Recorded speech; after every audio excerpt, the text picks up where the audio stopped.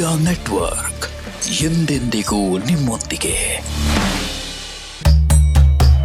ಮಿಥುನ ರಾಶಿಯವರಿಗೆ ಯುಗಾದಿ ಪರಾಭವನಾಮ ಸಂವತ್ಸರ ಯಾವೆಲ್ಲ ಫಲಗಳನ್ನ ಹೊತ್ತು ತಂದಿದೆ?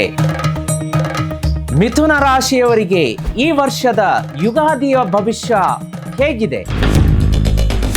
ವ್ಯಯಂ ರಾಜ್ಯ ಪೂಜ್ಯಂ ಅವಮಾನಂ ಅಂತ ಬಂದಿದೆ. ಇದರ ರಹಸ್ಯ ಏನು ಗೊತ್ತಾ? ಇದನ್ನ ನೋಡ್ಕೊಂಡು ಬರೋಣ ಬನ್ನಿ. ಓಂ ನಮೋ ಭಗವತೆ ವಾಸುದೇವಾಯ.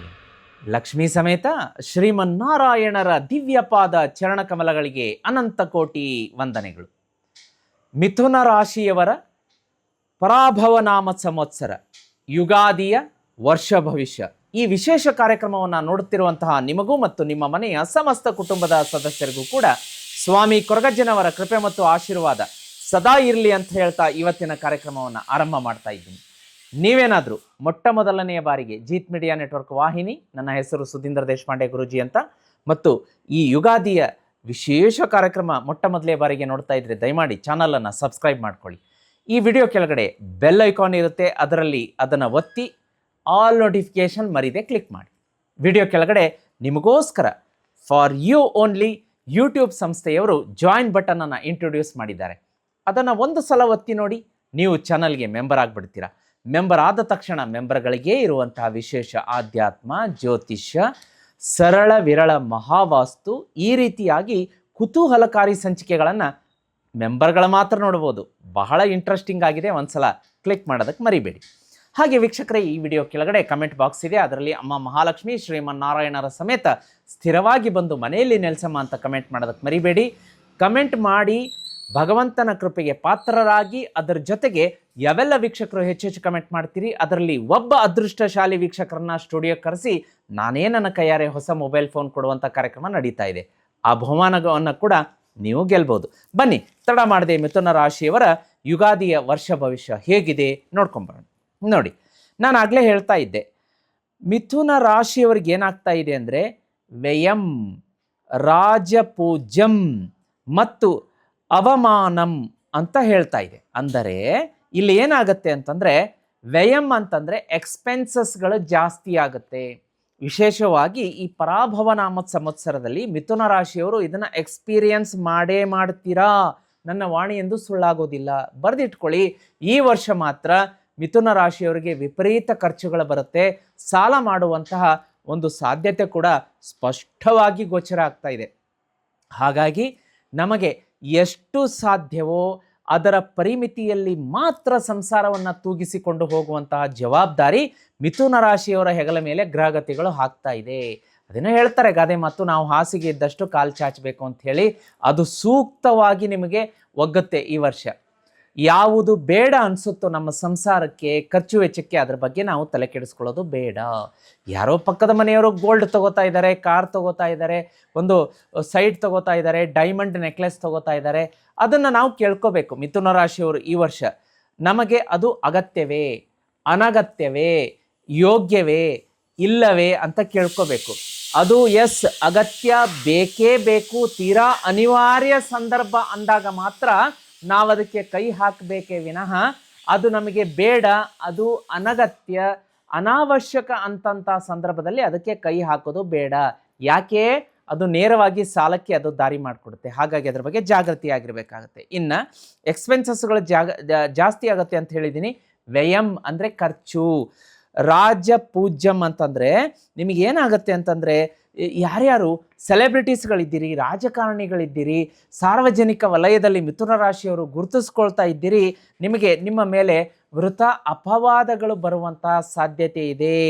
ಅವಮಾನಂ ಅಂತ ತೋರಿಸ್ತಾ ಇದೆ. ಹಾಗಾಗಿ ಅದರ ಬಗ್ಗೆ ಜಾಗೃತಿಯನ್ನು ನೀವು ತಗೋಬೇಕಾಗತ್ತೆ.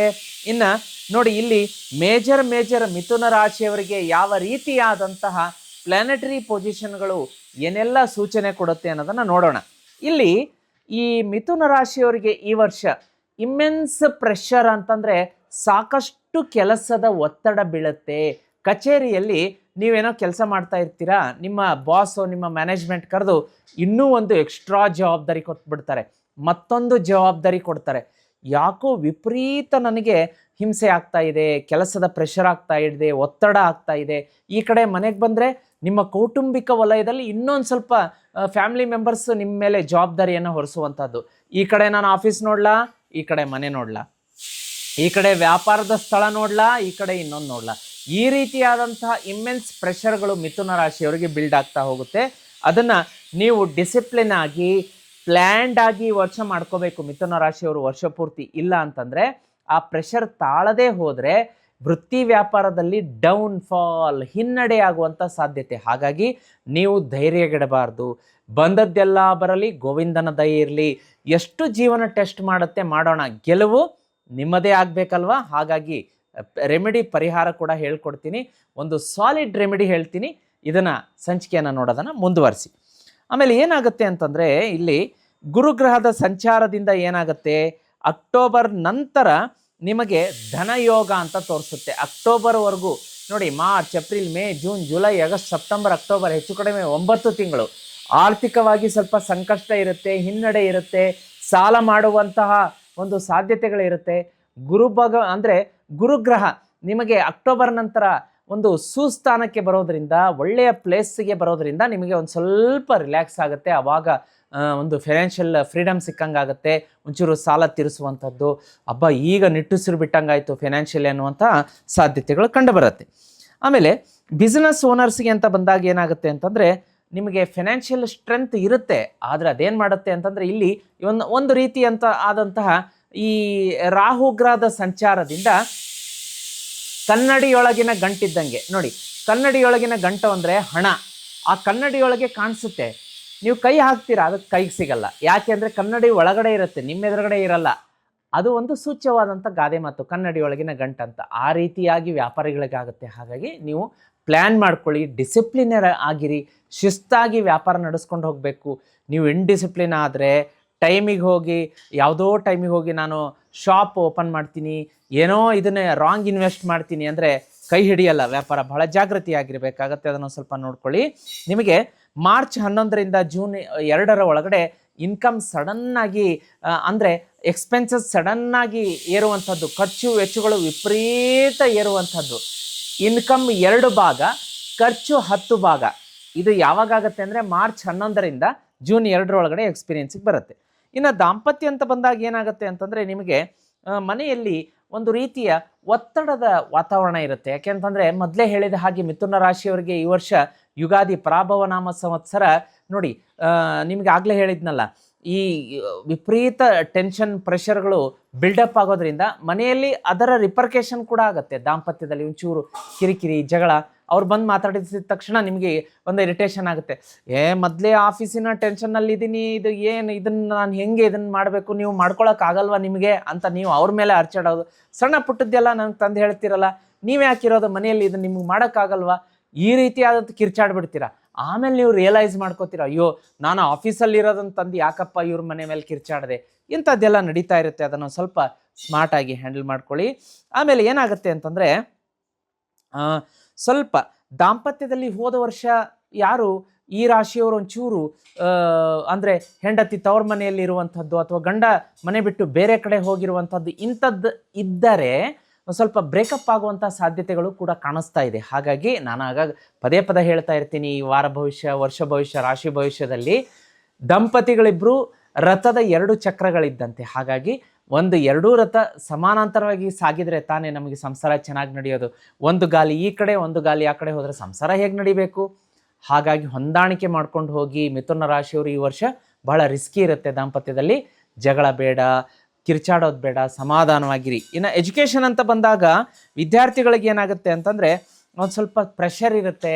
ಹಾಗಾಗಿ ಓದಿದ್ದು ಯಾಕೋ ತಲೆಗೆ ನೆನಪಿಗೆ ಉಳಿತಾ ಇಲ್ಲ, ಅಥವಾ ಅವರು ಟ್ರಿಪ್ಪಿಗೆ ಹೋಗ್ತಾ ಇದ್ದಾರೆ, ನನ್ನನ್ನು ಮಾತ್ರ ನಮ್ಮ ಮನೆಯಲ್ಲಿ ಕಳಿಸ್ತಾ ಇಲ್ಲ. ಈ ರೀತಿಯಾದಂಥ ಅನಾವಶ್ಯಕ ಚಿಂತೆಗಳು, ಒತ್ತಡಗಳು ವಿದ್ಯಾರ್ಥಿಗಳಿಗೆ ಬಂದು ಅವರೊಂದು ಸ್ವಲ್ಪ ಫೋಕಸ್ ಔಟ್ ಆಗುವಂಥದ್ದು, ಅದನ್ನು ನೋಡ್ಕೊಳ್ಳಿ.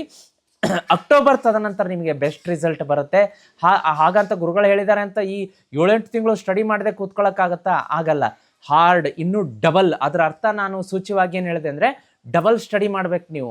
ಅಕ್ಟೋಬರ್ ನಂತರ ಸ್ವಲ್ಪ ಸಮಾಧಾನ, ನಿಮಗೆ ಫೋಕಸ್ ಆಗುತ್ತೆ. ಆದರೆ ಈ ಮಧ್ಯದಲ್ಲಿ ಇನ್ನೂ ಹೆಚ್ಚಿನ ಸ್ಟಡಿ ಬೇಕಾಗುತ್ತೆ ವಿದ್ಯಾರ್ಥಿಗಳಿಗೆ. ಆರೋಗ್ಯ ಅಂತ ಬಂದಾಗ ನೋಡಿ, ಕಣ್ಣು, ಕಿವಿ, ಮೂಗು, ಗಂಟಲು, ಈ ಈ ಭುಜದ ಮೇಲಿನ ಒಂದು ಭಾಗ ಏನಿದೆ ಹೆಚ್ಚಿನ ಒಂದು ಕೇರ್ ತಗೊಳ್ಬೇಕಾಗತ್ತೆ. ಹೆಲ್ಮೆಟ್ ಇಲ್ಲದೆ ಗಾಡಿ ಓಡ್ಸೋಕೆ ಹೋಗಬೇಡಿ.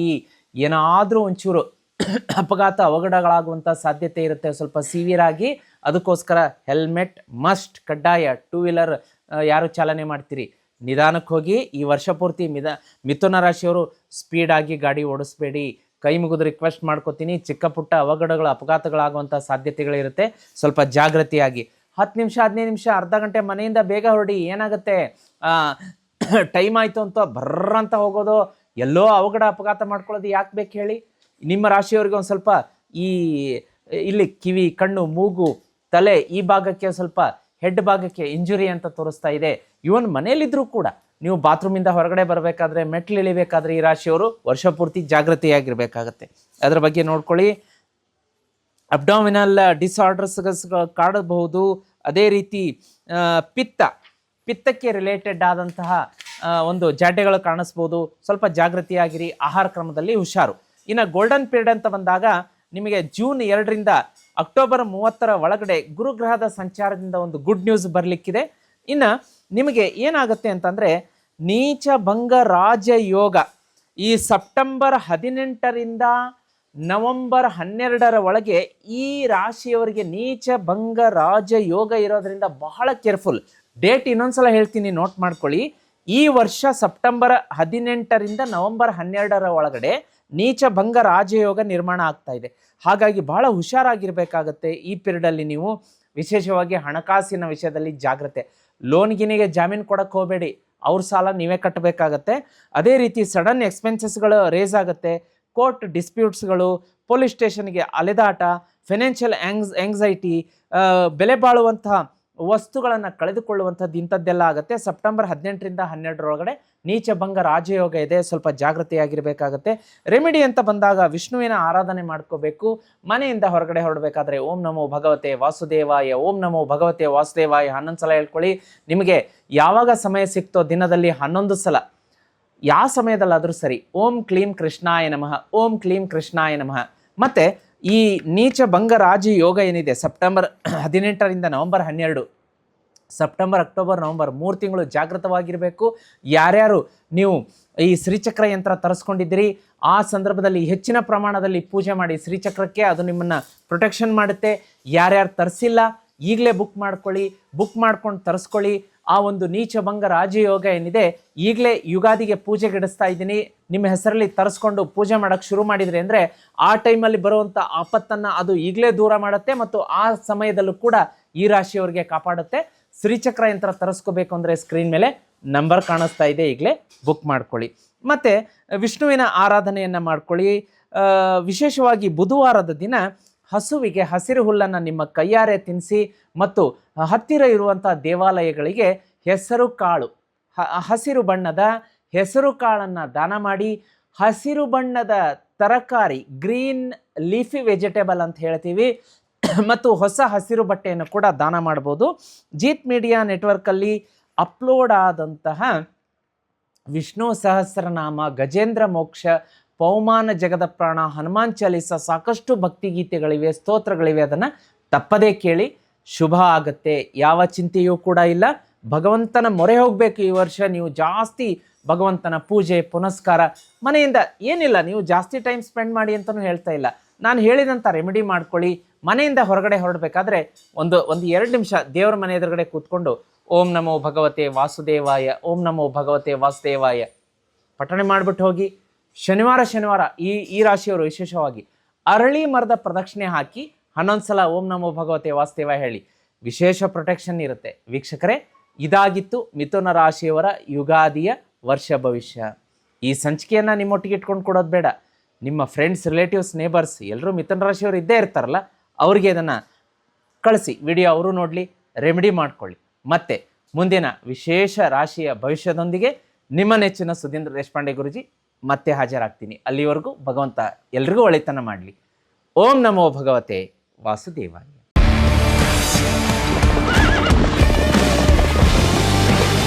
ಜೀತ್ ಮೀಡಿಯಾ ನೆಟ್ವರ್ಕ್ ಎಂದೆಂದಿಗೂ ನಿಮ್ಮೊಂದಿಗೆ.